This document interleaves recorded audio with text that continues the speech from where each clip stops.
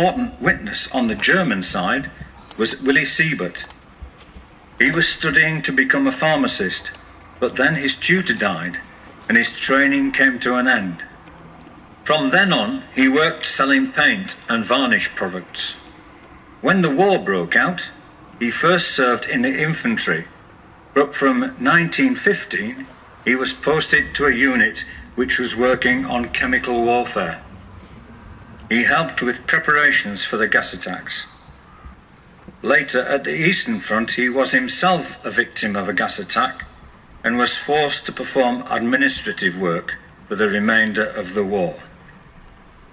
In 1921, he emigrated to the United States.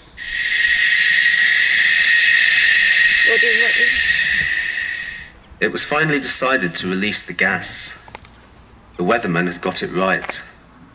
It was a beautiful day. The sun was shining brightly. The patches of grass that still remained were lovely and green. It was a more suitable time for organizing a picnic, not for carrying out what we had in mind. Shortly after midday, the artillery began heavy bombardments. The French could do nothing but take shelter in their trenches. Just after the bombardments, we ordered our infantry to pull back and the gas bottles were opened. When the gas was released in the early evening, it was eerily quiet. We wondered what would happen. As the greenish-grey cloud drifted further in the direction of the front ahead of us, we suddenly heard French cries. Less than a minute later, they started to frantically fire their weapons and machine guns. I had never heard such a thing. Every field cannon, every machine gun, every weapon that the French possessed was fired simultaneously. I had never heard such a commotion in my life. The shower of bullets that flew over our heads was astounding, but they couldn't stop the gas.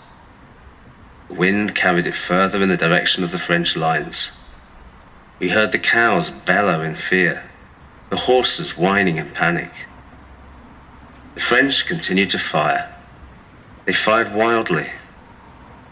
After a quarter of an hour, their firing began to subside, and after another 15 minutes, we heard just the occasional shot, and then everything fell silent.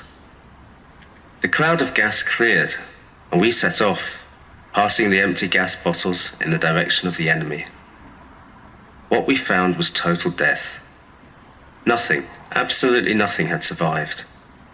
All the animals had crawled out of their shelters to die.